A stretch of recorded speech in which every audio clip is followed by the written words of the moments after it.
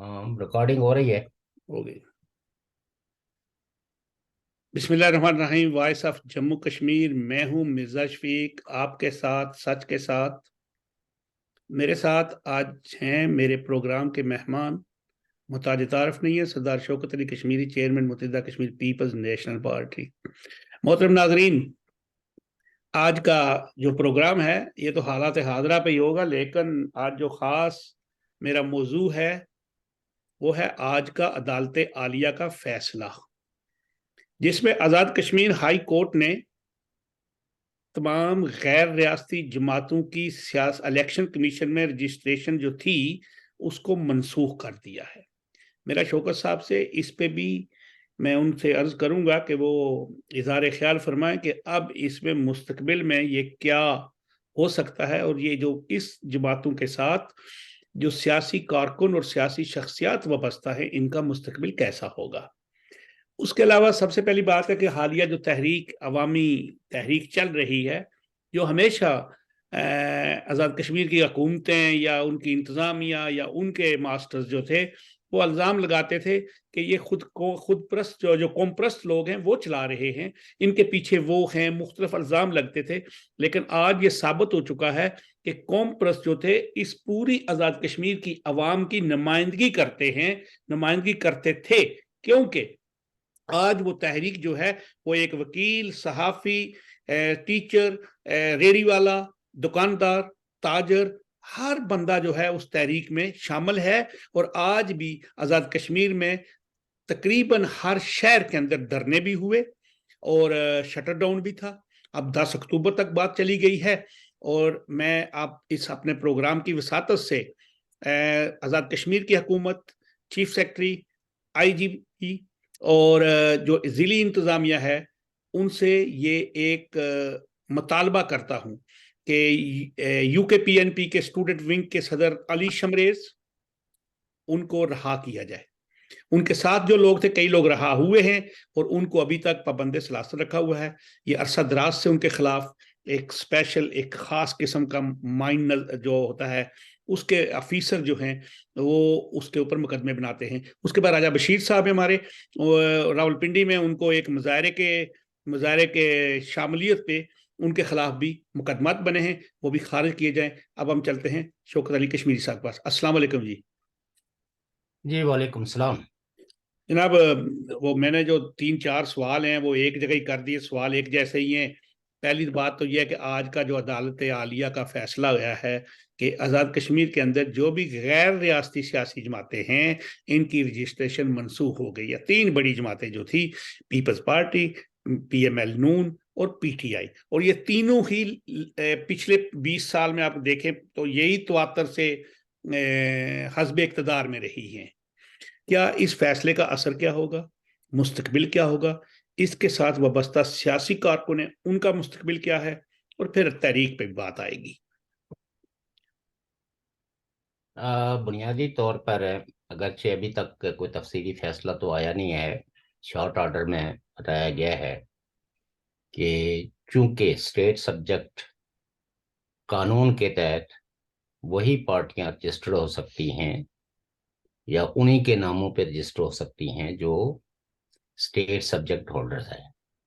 हम्म, तो उस एतबार से ये तो दुरुस्त फैसला है और ये बहुत पहले हो जाना चाहिए था। हम्म, इसके सियासी असरात क्या होंगे ये तो बात की बात है। हम्म, अलबत्ता यही पार्टियां जो इनके मकामी अहदेदार हैं वो अपना नाम दे के तो इनको मकामी तौर पर रजिस्टर तो करवा सकेंगी, ये तो कोई इन पर पाबंदी नहीं लगी है। बल्कि इस स्टेट सब्जेक्ट के कानून के तहत उनकी रजिस्ट्रेशन सिर्फ इसलिए मनसूख हुई है कि चूंकि जिनके नाम पे ये रजिस्टर्ड थी उन उनके पास स्टेट सब्जेक्ट नहीं था, बल्कि वो पाकिस्तान की क्या कहते हैं सियासी। सियासी लोग हैं। और बेसिकली ये इन पार्टियों ने ही अपनी एक्सटेंशन आज़ाद कश्मीर में की हुई है। और आज़ाद कश्मीर के इस कॉलोनियल करैक्टर को बरकरार रखने के लिए ये आप कह सकते हैं कि 1974 से ही یہاں پاکستان کی ڈفرینٹ پولیٹیکل پارٹیز نے اپنی برانچز قائم کی ہیں۔ لیکن کیا یہ لوگ اپنا پاکستان کا نام ان جماعتوں کے ساتھ پھر وابستہ رکھ سکیں گے؟ دیکھیں نا، یہ تو تفصیلی فیصلہ آنے کے بعد ہی اس پر دیکھا جا سکتا ہے کہ کیا فیصلہ ہوا ہے۔ لیکن چونکہ ابھی ان کی رجسٹریشن منسوخ ہوئی ہے صرف ایک نقطے پہ، اور وہ نقطہ یہ ہے کہ چونکہ جن کے نام پہ یہ رجسٹریشن ہے وہ ریاست جموں کشمیر کے درجہ اول باشندہ نہیں ہے، یعنی وہ قانون جس قانون کے تحت کوئی بھی غیر ریاستی باشندہ کوئی عہدہ یا کسی قسم کی مراحت یا پراپرٹی نہیں لے سکتا، اسی طرح پولیٹیکل پارٹی بھی ایک طرح کی جو ہے وہ نمائندگی کرتی ہے۔ تو اگر اس پارٹی کا لوکس اسٹینڈائی نہ ہو اور وہ اوپر سے مسلط ہو اور بالآخر حکومت بنا دیں، اگرچہ اس ریاست کا جو تفعیلی کردار ہے وہ تو اس فیصلے سے نہیں بدلے گا، کیونکہ آزاد کشمیر کی جو سو کالڈ لیڈرشپ ہے انہوں نے بہت زیادہ کمپرومائزز کیے ہیں، اور ان کمپرومائزز کا نتیجہ ہے کہ day by day Azad Kashmir کے لوگ بنیادی حقوق سے محروم ہوتے جا رہے ہیں، اور آج ریاست جو ہے وہ ایک ایسے بحران کا شکار ہے کہ جس میں کئی لوگوں کے ذہنوں میں یہ خدشات موجود ہیں کہ کیا ریاست کا یہ حصہ جو بیسیکلی ریاست جموں کشمیر کا یہ حصہ ہے، اور 22 اکتوبر کے نتیجے میں ہماری ریاست کو جبری طور پر تقسیم کیا گیا، اور اس تقسیم کے نتیجے میں یہ آزاد کشمیر قائم کیا گیا، جس پہ کئی ایک دعوے موجود ہیں۔ لیکن اگر گزشتہ 76 سال کی تاریخ دیکھیں تو یہاں یہ کبھی بھی سوال پیدا نہیں ہوا کہ یہ ریاست جموں کشمیر کا حصہ نہیں ہے، لیکن فقتاً فوقتاً افواہوں کی شکل میں یا اپنے پراکسیز کے ذریعے یہ بات پھیلائی جاتی رہی ہے کہ ریاست کے اس حصے کو، جسے شاعرانہ مبالغہ آرائی کے طور پر آزاد کشمیر کہا جاتا ہے، اس کو پاکستان کے مختلف ڈویژنوں کے اندر جو ہے وہ ضم کرنے اور اس تشخص کو مٹانے کی پاکستان کے حکمرانوں نے ایک حکمت عملی اختیار کر رکھی ہے۔ یہی وجہ ہے کہ یہاں جتنے بھی قوانین بنے ہیں، جو قوانین جو ہے وہ ایک منٹ روکیے گا جی جو قوانین بھی بنائے ہیں ان قوانین کے تحت جو ریاست جموں کشمیر کی وحدت پہ یقین رکھنے والی پارٹیاں ہیں، جو ریاست جموں کشمیر کی آزادی پہ یقین رکھتی ہیں، جو اپنے قوم کے یعنی کشمیر کے اندر بسنے والے لوگوں کے اقتدار اعلیٰ پر یقین رکھتی ہیں، ان پارٹیوں کو الیکشن میں حصہ نہیں دینا جاتا۔ اور آپ اگر دیکھیں کہ کوئی اگر پارٹی الیکشن میں حصہ لے تو اس کو کالا دم قرار دے دیا جاتا ہے، اور اب تو 15ویں ترمیم کے ذریعے یا پتہ نہیں کیا ترامیم یہ کرتے رہتے ہیں آئے دن، تو الیکشن کمیشن نے تو ایسی پارٹیوں کے کاغذات لینے سے بھی انکار کر دیا جو دیگر محض ان کے نظری اور فکری اختلاف کی بنیاد پہ، دنیا کے کسی خطے کے اندر اس طرح کے قوانین نہیں ہوتے، اور نہ ہی کسی کو محض نظری اور فکری اختلاف کی بنیاد پر الیکشن کے عمل میں حصہ لینے سے روکا جاتا ہے۔ لیکن آزاد کشمیر وہ واحد خطہ ہے جہاں لوگوں کو الیکشن میں حصہ لینے کے لیے پوری ریاست جموں کشمیر پاکستان کے حکمرانوں کو لکھ کے دینی پڑتی ہے، ایک بیان الفی لکھ کے دینا پڑتا ہے کہ ہم دو قومی نظریہ، جو پاکستان کے اندر بھی ایک متنازع ہی ہے کہ 76 سالوں سے دو قومی نظریے کی کیا حیثیت ہے، اور جو بانیان ہیں دو قومی نظریے کے یا جنہوں نے دو قومی نظریے کی بنیاد پہ برٹش انڈیا کی تقسیم کی، وہ خود بھی اس نظریے کو ڈیفائن نہیں کر سکے۔ اگر قوموں کے وجود کو مذاہب کی بنیاد پہ تسلیم کیا جاتا تو پھر تو پاکستان بھی ایسا تو نہیں ہے کہ وہاں صرف سنگل ایک مذہب کے ماننے والے لوگ ہیں، وہاں مختلف مذاہب کے، اور فقتاً جو فیصلے ہوتے رہے ہیں ان فیصلوں کی روشنی میں تو پھر ہندو بھی ایک قوم ہے پاکستان کے اندر، کرسچن بھی ایک قوم ہے، سکھ بھی ایک قوم ہے۔ اب تو جب آپ کی پارلیمنٹ نے جماعت احمدیہ کو نان مسلم قرار دیا تو وہ بھی ایک قوم ہے۔ تو بنیادی طور پر دنیا کے کسی خطے کے اندر قومیں جو ہے وہ مذاہب سے نہیں ڈیفائن ہوتی، بلکہ وہ ایک مشتق اراضی، کلچر، زبان، تاریخ، ان باتوں سے جو ہے وہ ایک قوم مرز وجود میں آتی ہے۔ اور ریاست جموں کشمیر چونکہ ایک تاریخی ریاست ہے، اور اس ریاست کا جو اپنے علاقائی اس کا اپنا ایک تشخص ہے، اور یہ پاکستان اور ہندوستان جب عارض وجود میں نہیں آئے تھے تو اس وقت بھی ریاست جموں کشمیر موجود تھی، اسی لیے ہم کہتے ہیں کہ یہ ایک تاریخی ریاست تھی، اور اس میں بسنے والے لوگ اپنے تاریخ کے ساتھ جڑے ہوئے لوگ ہیں۔ لہذا اس کی جو تقسیم ہے وہ کسی بھی محب وطن کشمیری کو قابل قبول نہیں ہے، وہ چاہے کوئی بھی ہو، کسی بھی پیچھے مذہب ماننے والا ہو۔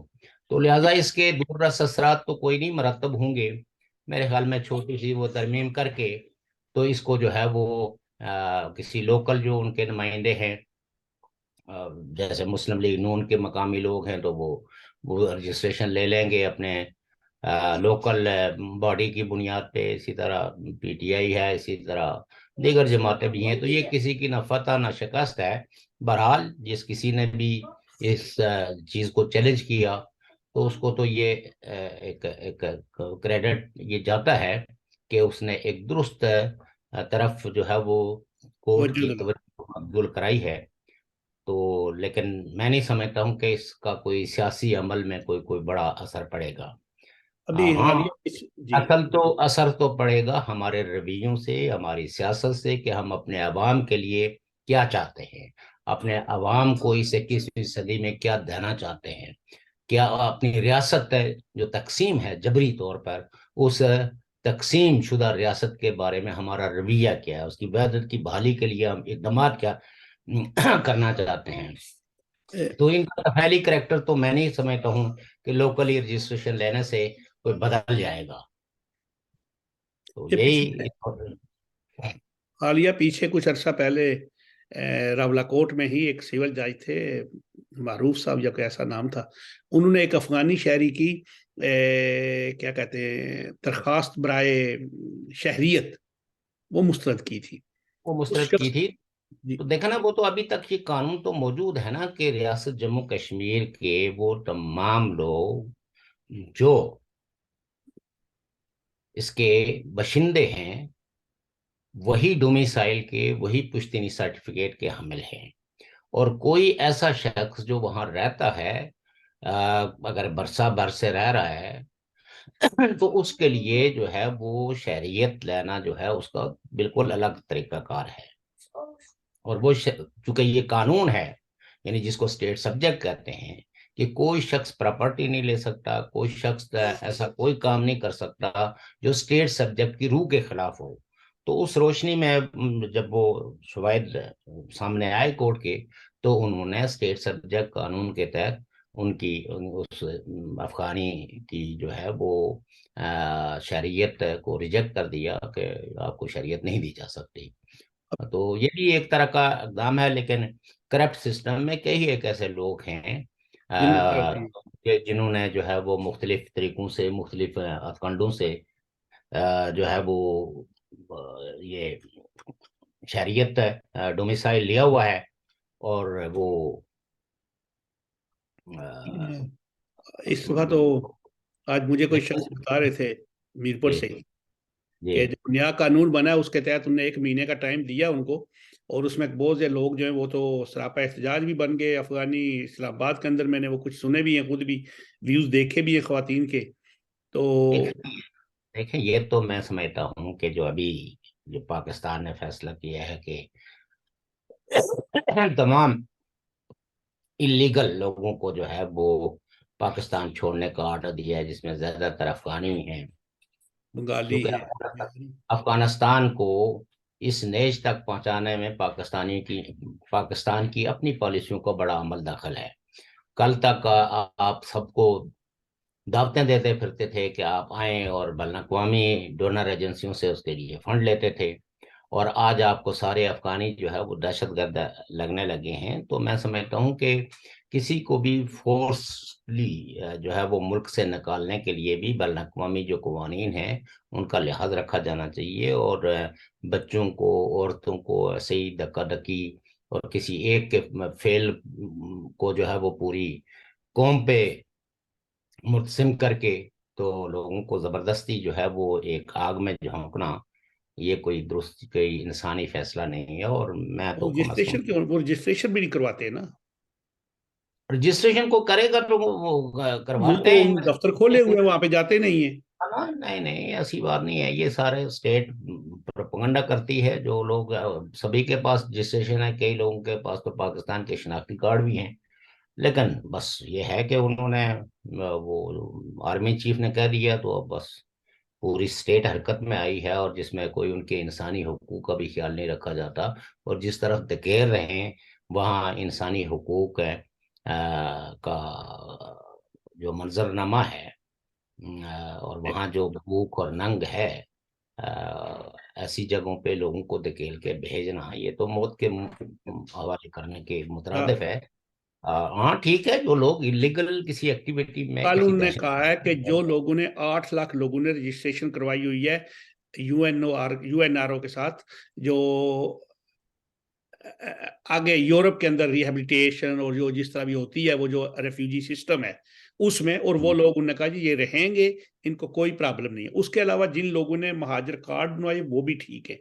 उसके अलावा कुछ लोग ऐसे जो लोग हैं वो कहते हैं 5 से 6 लाख या 7 लाख लोग हैं जो मुख्तलिफ जगहों पे मतलब अनरजिस्टर्ड है। जी, बहस में हम क्यों पड़े? बुनियादी बात यह है कि जो लोग, कोई शख्स भी अपना मुल्क छोड़ता है, अपना गांव छोड़ता है, तो वो किसी न किसी मजबूरी, और सबसे बड़ी मजबूरी उसकी अपनी जिंदगी होती है। लोग जो है वो हर तरीके से जिंदा रह सकते हैं, लेकिन जब उनकी जिंदगी खतरे में हो तो ये तो नबियों की सुन्नत है कि जिंदगी को बचाने के लिए आप हिजरत करें। और अगर मैंने कहा ना कि कल तक तो इनको अपना एसेट करार दे के तो आपने तो बुलावे भेजे लोगों को। ये 1973 से लेके तो ये अमल जारी है, क्योंकि उस वक्त आप इनको अपने मकासद के लिए इस्तेमाल करना शुरू हो गए थे। अभी आपको दहशतगर्दी, ये सारे दहशतगर्द नजर आने लगे। कल तक आप सारे इनको ग्लोरीफाई करते थे, मुजाहिदीन और पता नहीं क्या क्या। कल का वजीर आजम जो है वो कहता था कि जी ये बड़ी अजीम कौम है जिन्होंने गुलामी का तोक उतार के फेंका है। आज आपको पूरा अफगानिस्तान जो है वो दहशतगर्द नजर आ रहा है। तो बहरहाल इस पे मैं समझता हूँ कि जितनी भी डोनर एजेंसीज हैं, आलमी हकूक की जो तंजीमें हैं, खास करके यूएनएचसीआर, उसको इंटरवीन करना चाहिए, और ये स्क्रूटनी के इस अमल को ट्रांसपेरेंट रखने के लिए कि आया कुछ लोग हैं जिन्होंने अपनी रजिस्ट्रेशन नहीं कराई, या वो इलीगली रह रहे थे, और उनको अगर एक गवर्नमेंट, ठीक है गवर्नमेंट का तो अपना एक इख्तियार भी है कि कोई अगर इलीगली रह रहा है तो उसको कह सकते हैं कि हमारा मुल्क छोड़ दें, या कोई इलीगल एक्टिविटी में इन्वॉल्व है तो उसको भी कह सकते हैं। लेकिन उसमें मैं समझता हूँ कि जो इंसानी हमदर्दी का जो पहलू है वो किसी सूरत में भी नज़रअंदाज नहीं होना चाहिए। उसको मलूज़ खतर रखना चाहिए, और लोगों को उनके अपने आबाई वतन भेजने के लिए जो दुनिया भर की जो नॉर्म्स हैं उनको उनको मद्देनजर रखा जाना चाहिए। लेकिन यूएनएचसीआर को इसमें मैं समझता हूँ कि इन्वॉल्व होके तो उसको स्क्रीनिंग करनी चाहिए कि कौन से लोग रेफ्यूजी जो वेटिंग हैं रिहेबिलिटेशन के लिए, कौन से लोग हैं जो जिनके केसेस अभी तक पेंडिंग पड़े हुए हैं, कौन से लोग रजिस्टर्ड हैं और कौन से अनरजिस्टर्ड है, और अनरजिस्टर्ड होने की वजूहत क्या हैं। तो ये सब चीज़ें देखी जानी चाहिए, और इसके लिए मैं समझता हूँ कि सबसे जो बेहतरीन इदारा जो काम कर रहा है वो यूएनएचसीआर का है, United nation human rights refugee council, और वो पहले से ही ऑपरेट कर रही है। तो मैं समझता हूँ कि उनके लोगों की ज़्यादा जिम्मेदारी है कि वो ये देखें कि किसी के साथ कोई ज्यादती ना हो। आज आपको एक और बात बताऊं कि कोटली में मुझे अपने किसी दोस्त ने बताया कि धरने के दौरान यूनाइटेड नेशंस की जो वो नहीं होती सफेद सफेद गाड़ियां जो उनकी होती हैं, जी जी।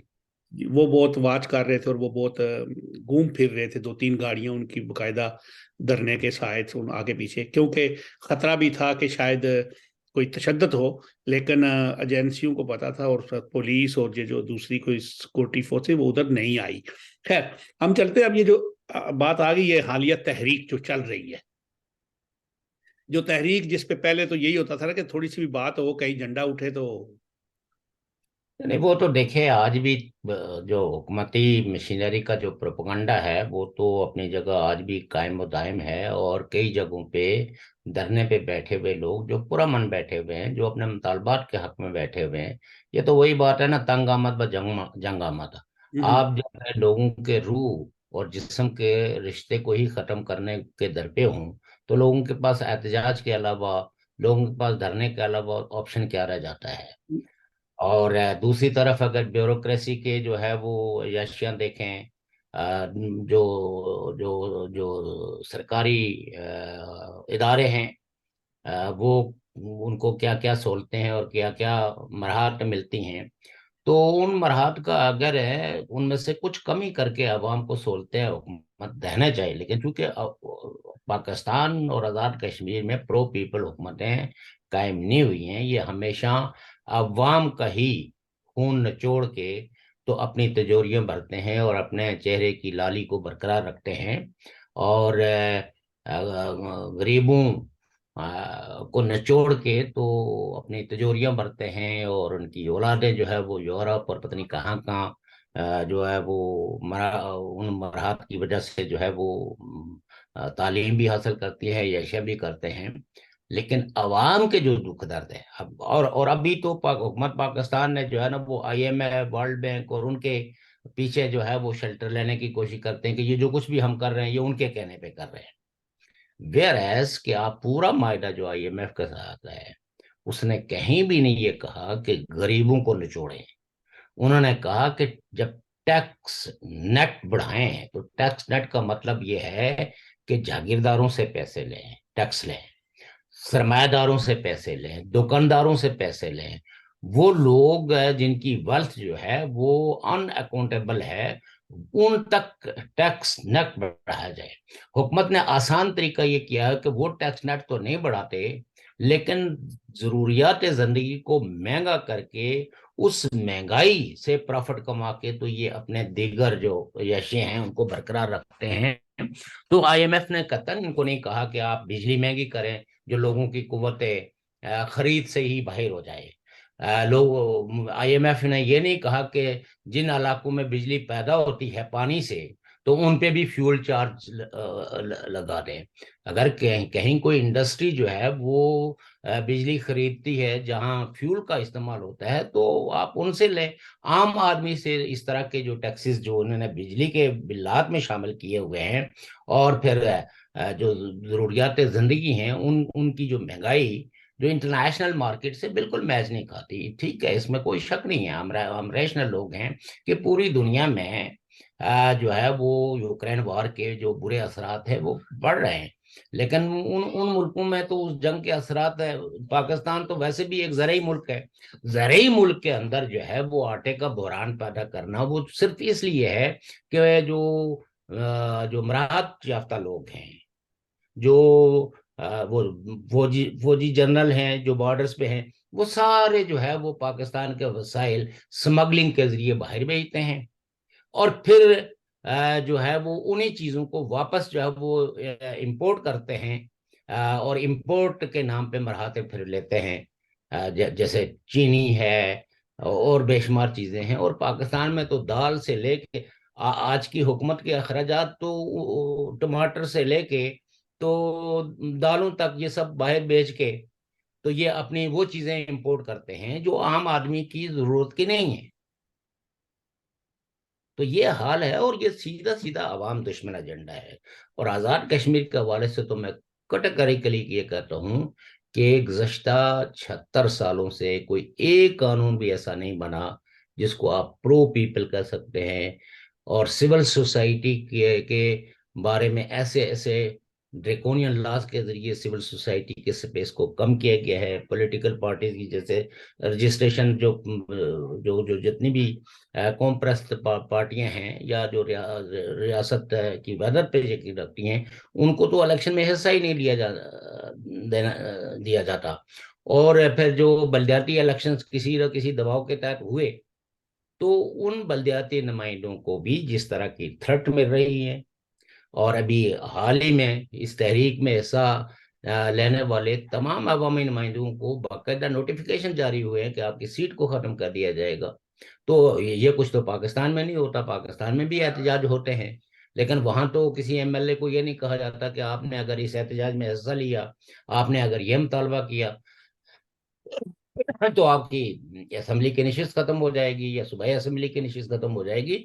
تو یہ سیدھے سیدھا جو ہے وہ ایک کالونی کو بیڈلی ٹریٹ کرنے کے کا انداز ہے. اور یہ اس انداز حکومت اور حکمرانی کو میں سمجھتا ہوں کہ تمام سیاسی پارٹیوں کو irrespective کہ ان کے پولیٹیکل فیتھ کیا ہیں, انہیں اس وقت عوام کے ساتھ کھڑا ہونا چاہیے.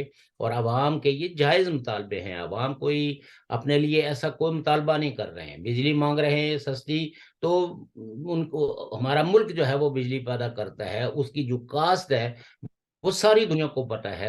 معاہدے جو کیے ہیں پاکستان نے, اب تو وہ پہلے تو وہ رکھے ہوئے تھے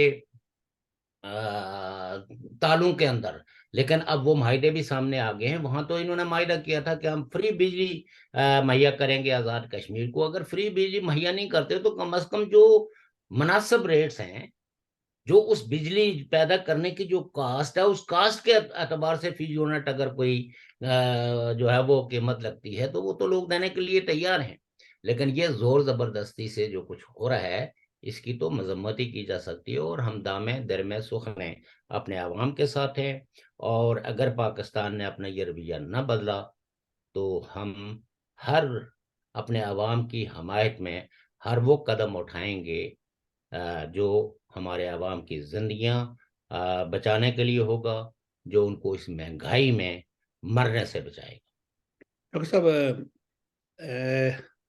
متحدہ کشمیر پیپلز نیشنل پارٹی کے وہ جو اسٹوڈنٹ ونگ کے ہمارے صدر ہیں علی شمریز, اس کو کافی عرصے سے معطوب کیا جا رہا ہے. وہ میں پہلے آپ کو وہ بتاؤں کہ دیکھیں, مختلف پاکستان کے ریاستی اداروں کا united Kashmir people's national party کے بارے میں ایک امتیازی رویہ ہے. اور ہمارے لوگ اگر کسی اجتماعی تحریک میں, آپ دیکھیں کہ علی شمریز کا قصور کیا ہے. مظفر آباد میں ایک ڈیمونسٹریشن ہوا, اس ڈیمونسٹریشن میں وہ بھی شریک تھا, اس نے بھی تقریر کی. آپ نے باقی لوگوں کو تو رہا کر دیا اور اس اکیلے کو جو ہے وہ آپ نے رہا نہیں کیا. تو یہ دراصل جو ہے وہ پک اینڈ چوز ہے. ہم تو ان کی ناپسند کا برسا برسے شکار ہیں. ہمارے کارکن جو ہے وہ مطلوب ہیں, ہراسمنٹ کا شکار ہیں. کل بھی امجد گردیزی صاحب نے سٹیٹمنٹ بھی جاری کی, اور بھی لوگوں نے, جی کہ پی این کے لوگوں کی ہراسمنٹ جو ہے وہ زیادہ ہوتی ہے. اور آئے دن ہر 6 مہینے کے بعد تھانوں کے اندر جو ہے وہ بھیج دیا جاتا ہے, اور پھر تھانے ڈھول پیٹتے ہیں کہ اچھا جی فلاں پارٹی کے لوگوں کی جو ہے نا وہ رجسٹریشن کے لیے اور ان کے ممبروں کی تعداد جو ہے وہ معلوم کرنے کے لیے ہمیں اوپر سے آرڈر آ گیا ہے. تو اب دکانداروں سے اور دوسرے لوگوں سے پوچھ کے, دراصل یہ ایک ہراسمنٹ کریٹ کرنے کی بات ہوتی ہے کہ تاکہ یہ پیغام پہنچے, ماں باپ رشتہ دار سارے خوفزدہ ہوں کہ کیوں ہمارے لوگوں کے نام پوچھے جا رہے ہیں, پارٹی کے صفوں کے اندر بھی ایک ہراسمنٹ کریٹ ہو. تو ہمارے بہادر کارکن تو ان ہتھ کنڈوں کو بخوبی جانتے ہیں, لیکن پھر بھی اس کے برے اثرات تو سوسائٹی پہ پڑتے ہیں. تو وہ بہرحال یہ ہے کہ میں اب, اور اسی طریقے سے راجہ بشیر صاحب جو ہے وہ ایک ڈیمونسٹریشن, راولپنڈی میں. جی مطلب یہ ہے کہ ظاہر ہے کہ وہ ایک پارٹی کے سینئر عہدیدار ہیں, ان کے خلاف ایف آئی آر درج کی گئی ہے اور ان کو گرفتار کرنے کے لیے چھاپے مار رہے ہیں.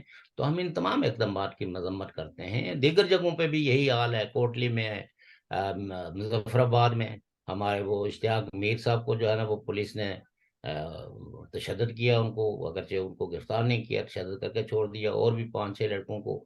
تو یہ جو طریقہ کار ہے, اس طریقہ کار کی ہم بھرپور مذمت کرتے ہیں. اور آج ہماری پارٹی کے کئی ایک مقتدر رہنماؤں نے شیڈر ٹاؤن میں ہڑتال میں بڑا بھرپور کردار ادا کیا ہے، اور بالخصوص باغ میں سلمہ حمید صاحبہ کو خراج تحسین پیش کرتا ہوں کہ انہوں نے بڑی تعداد میں خواتین کو بھی، وہ سارے، اگرچہ یہ اجتماعی مسئلہ، یہ کسی ایک پارٹی کا مسئلہ نہیں ہے، اور نہ ہی ہم کسی تحریک میں اپنی پارٹی کے حوالے سے کوئی ایسی بات کریں جس سے کہ اس تحریک کو کسی قسم کی کوئی اختلاف بھی پہلو وہ ہو۔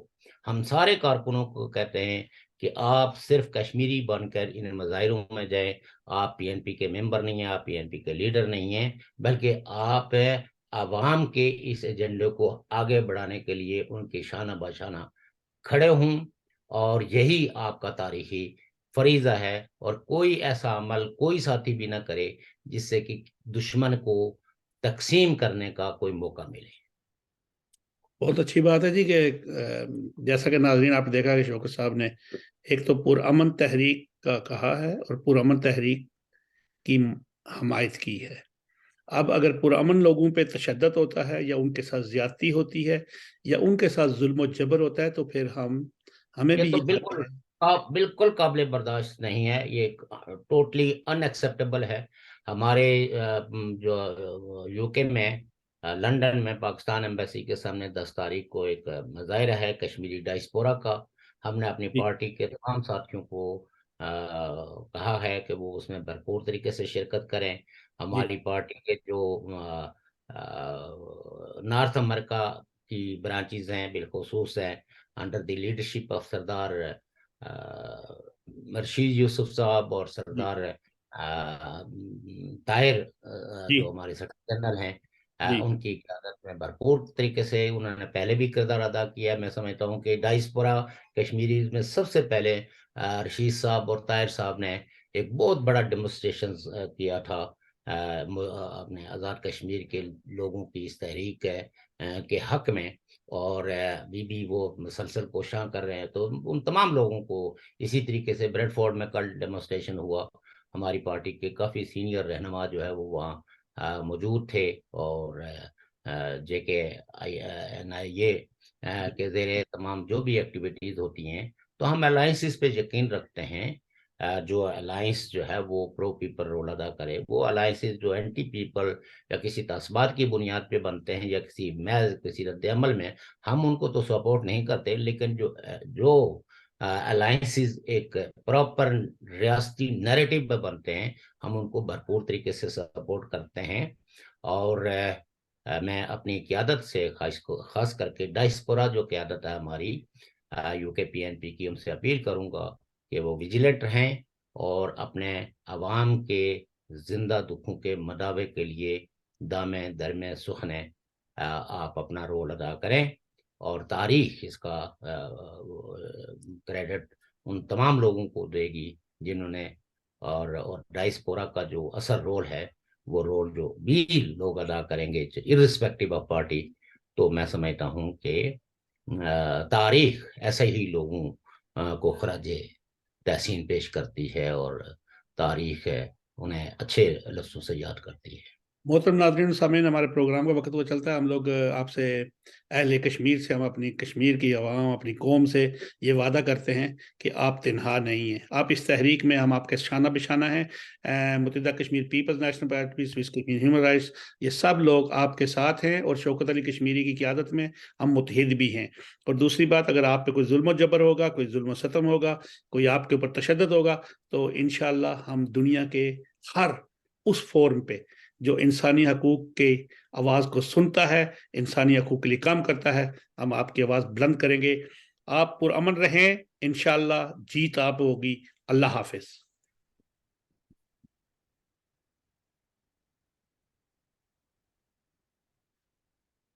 تو یہ جی جی کیسے